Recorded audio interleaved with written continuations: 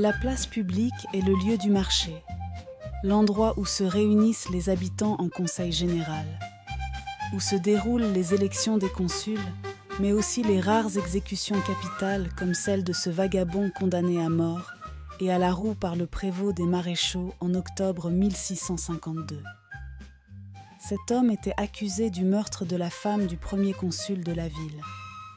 Effrayée par ce drame, la duchesse de Guise avait demandé à la ville de contribuer aux frais de l'exécution afin qu'elle ait bien lieu sur la place pour l'édification du peuple.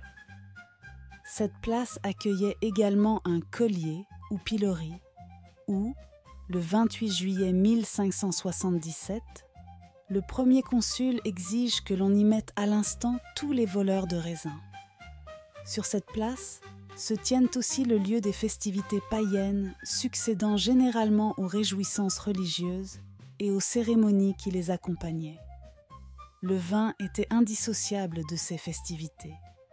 Sous les arcs, l'été, pour se mettre à l'abri de la chaleur, la confrérie de Saint-Éloi, association de maréchaux ferrants et des orfèvres, organise un bal avec des musiciens.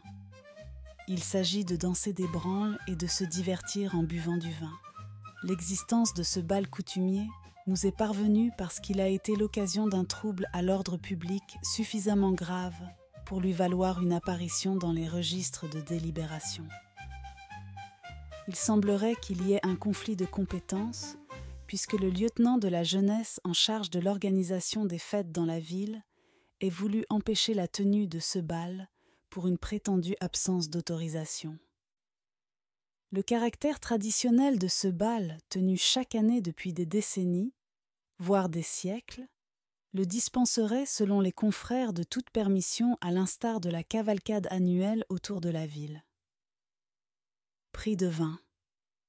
Comme on dit à cette époque, c'est-à-dire saouls comme des cochons, les jeunes hommes composant les deux groupes se sont battus. Or, en général, l'ivresse des mis en cause apparaît peu dans les archives judiciaires.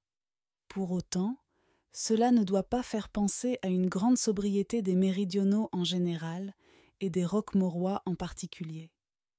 L'ivrognerie semble se développer fortement au XVIIIe siècle, sans que l'on connaisse précisément son niveau au XVIe siècle.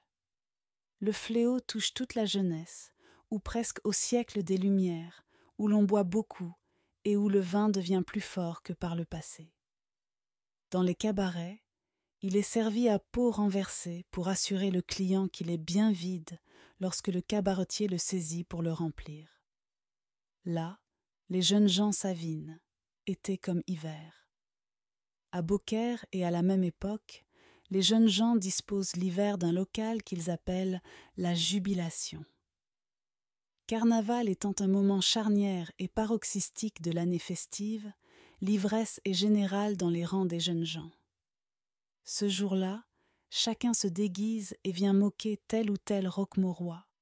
Chacun boit plus que de raison. Filles et garçons participent à une fête venue en droite ligne de l'Antiquité, où l'inversion des valeurs vient rappeler à tous que l'ordre du monde ne tient qu'à un fil.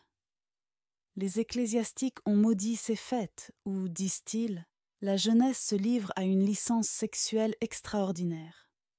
Dirait-il autre chose de nos fêtes votives et de nos boîtes de nuit ?